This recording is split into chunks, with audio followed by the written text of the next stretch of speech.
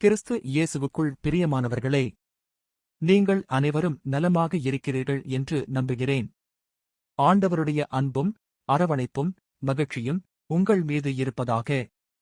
இன்று நாம் எரோதினால் கொல்லப்பட்ட மாசற்ற குழந்தைகளின் தினத்தை கனத்த இதயங்களுடன் நினைவு கூறுகிறோம். அவர்கள் ஒரு வார்த்தை கூட பேசாத போதிலும் அவர்களுடைய வாழ்க்கை மேசியாவின் வருகைக்கு ஒரு மௌன சாட்சியாக அமைந்தது. அவர்களே கிறிஸ்துவுக்காக மரித்த முதல் இரத்த சாட்சிகள். மத்தேயு நற்செய்தி 2ஆம் அதிகாரம் 16ஆம் வசனம் நமக்குச் சொல்கிறது.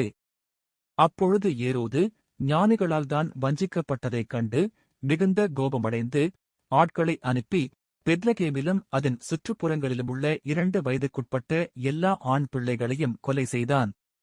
இந்த அப்பாவி பிள்ளைகள் தாங்கள் அறியாமலேயே ஒளியை எதிர்க்கும் ஒரு உலகின் விலையை சுமந்தார்கள். ஆயினும் தங்கள் துன்பத்தில் அவர்கள் நித்திய மேய்ப்பரின் கரங்களில் சேர்த்துக் கொள்ளப்பட்டார்கள். அவர்களுடைய நினைவு இன்றும் பாதிக்கப்படும் குழந்தைகளை பாதுகாக்க, அவர்கள் வாழ்க்கைக்காக நிற்க மற்றும் ஒவ்வொரு குழந்தையின் புனிதத்தன்மையையும் அங்கீகரிக்க நம்மை அழைக்கிறது. வன்முறை, வறுமை மற்றும் புறக்கணிப்பு ஆகியவற்றின் குறுக்கு தாக்குதலில் சிக்கியுள்ள பல அப்பாவி குழந்தைகளை நாம் மறந்துவிட வேண்டாம். நமது இந்த நினைவு நம்மை இரக்கத்திற்கும் நற்செயலுக்கும் தூண்டட்டும். நாம் ஜெபிப்போம். கருணை நிறைந்த பிதாவே, இந்த நாளுக்காக உமக்கு நன்றி. இந்த அப்பாவி பச்சிளம் குழந்தைகளை உம்முடைய நித்திய அரவணைப்பில் ஏற்றுக்கொண்டீர். குரலற்றவர்களை பாதுகாக்க, ஒவ்வொரு உயிரையும் புனிதமாக கருதி போற்ற, உம்முடைய குமாரனாகிய இயேசு கிறிஸ்துவின் ஒளியில் நடக்க எங்களுக்கு கிருபை அளித்தருளும். அவர்களுடைய மௌன சாட்சியம் எங்கள் இதயங்களில் நீதியையும் சமாதானத்தையும் எழுப்பட்டும்.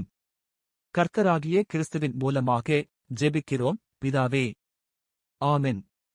இந்தச் செய்தி உங்கள் இதயத்தைத் தொட்டிருந்தால் தயவுசெய்து விரும்புங்கள், பகிருங்கள், கருத்து தெரிவியுங்கள் மற்றும் சப்ஸ்கிரைப் செய்யுங்கள். அப்போதுதான் இந்த நினைவு மற்றும் ஜெபத்தின் ஒளி இன்னும் பல ஆன்மாக்களை சென்றடையும். இந்த நாள் உங்களுக்கு ஆசீர்வாதமாக அமையட்டும்.